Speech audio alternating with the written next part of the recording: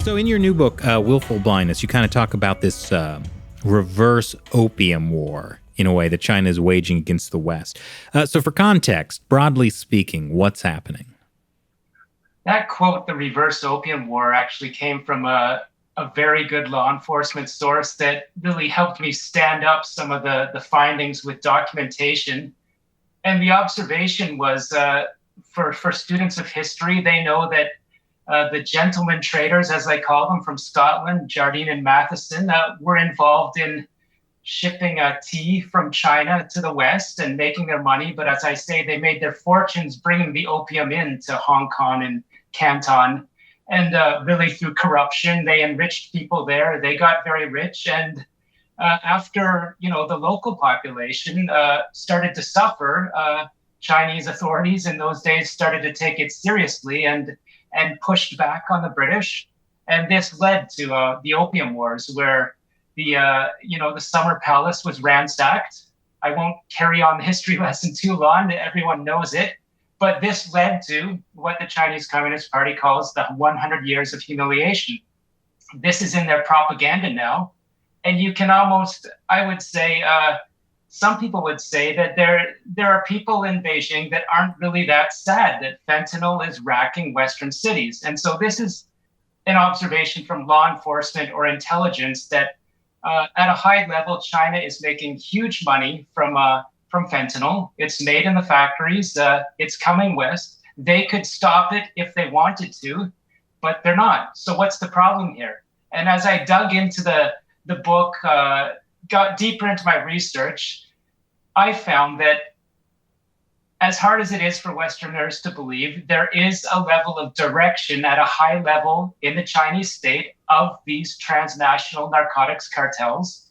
There is, whether it's corruption, offering protection at a high level to drug traffickers that are making money and cycling it back in trade-based money laundering to China, or whether there's actual intent, and that would be, Chinese intelligence operatives happy that Western cities are suffering deaths from fentanyl and China is making money. Some of these questions are still open, but to me, it is proven beyond doubt that at high levels in China, there's corruption where officials are involved with fentanyl cartels and in some cases giving direction.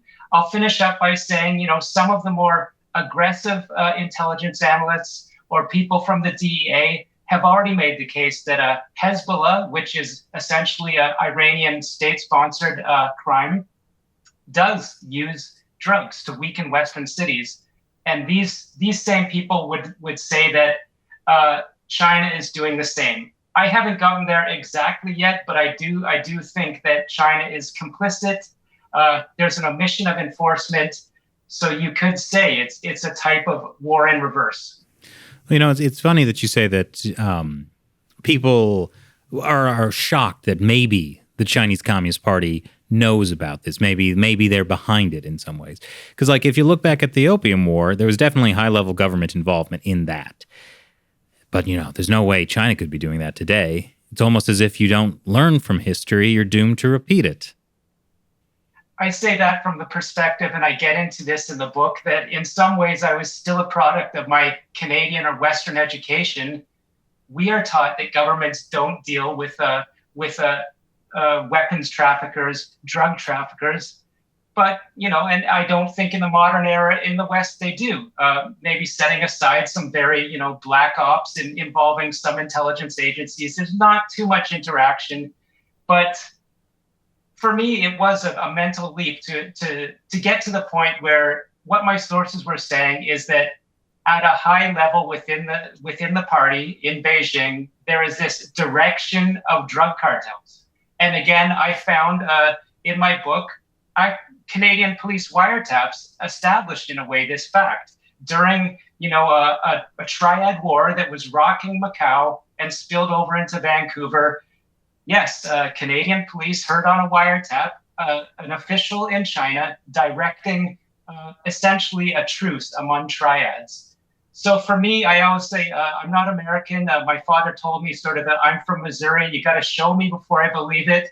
Don't just tell me. And I found the evidence for my own eyes. But you're right. For students of history to understand that at a high level, corruption does occur between state leaders and crime lords, yeah, it's not too much of a leap once you dig in. And you said something just now that was very interesting. There was a triad war in Macau that spilled over to Canada. How? You know, they're not quite next to each other. They're not next, but what I tell people that I stumbled or backed into this high level geopolitical espionage story by looking at casino money laundering. And in Vancouver, the level of money laundering, we're talking about, narcos, movies, hockey bags of cash for the Canadians that'll be watching this audience.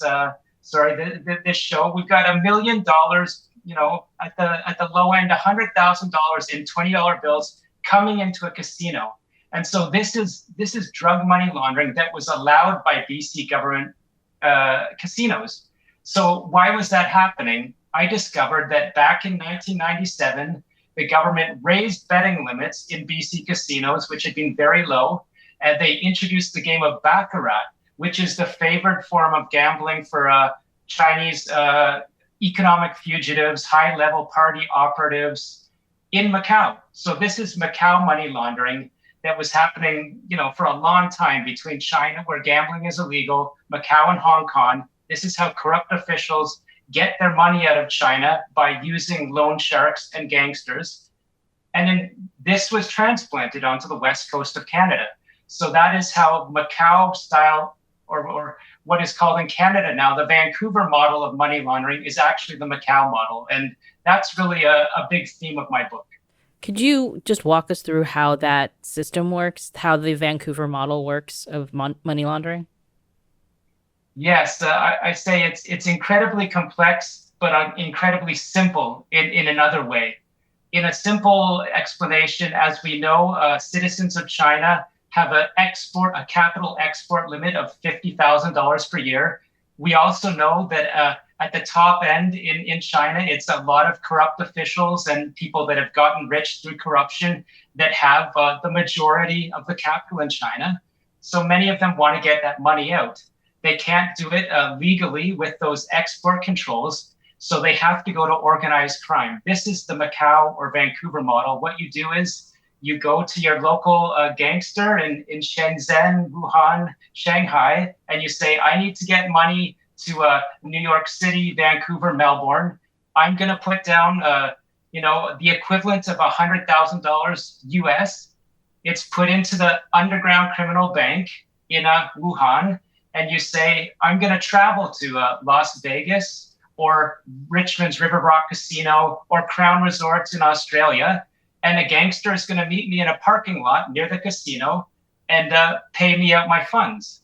So that, in simple terms, you put a credit down in China and you travel west, whatever city or casino, and get paid out. You gamble, and we could go on and on and on. But in simple terms, for it to work so brazenly in Vancouver, they literally would allow people to carry in a hockey bag with $500,000 to $1 million in $20, bricks of 10,000, $20 bills, buy your casino chips with no problem. And then you cash out in a higher denomination or a check. And you can see quite easily, once you have a check, you put a down payment on a home. It could be just a rundown little shack in Vancouver that would still cost you $2 million, but you start laundering and more drug money to renovate it up into a mansion, and that's how you launder money Vancouver style. So you're saying the local authorities, the Vancouver authorities, know about this? Absolutely. Again, as hard as it is for us to believe, and for me to believe as a Canadian, I thought we were an upright, law-abiding country. The authorities knew clearly. The police knew, the government ministers knew, the regulators knew, everyone from the casino cash cage to the VIP host who treated that traveler from Beijing like a king when he came into the VIP salon. Everyone involved at every step in the way in BC knew or should have known, not should have known, they knew that this money was coming from loan sharks. And what's a loan shark? They're called cash facilitators in the sanitized BC government language. These are people that beat their customers if they don't get paid back in time. The customers, in order to secure their loans, they'll sign over, the pink slip or the ownership papers to their Mercedes, to their home. The loan shark will know where their daughter goes to private school. These debts are enforced by killers, and BC's government knew and did nothing for years. Well, this confirms that my opinion about Canada has been right all these years.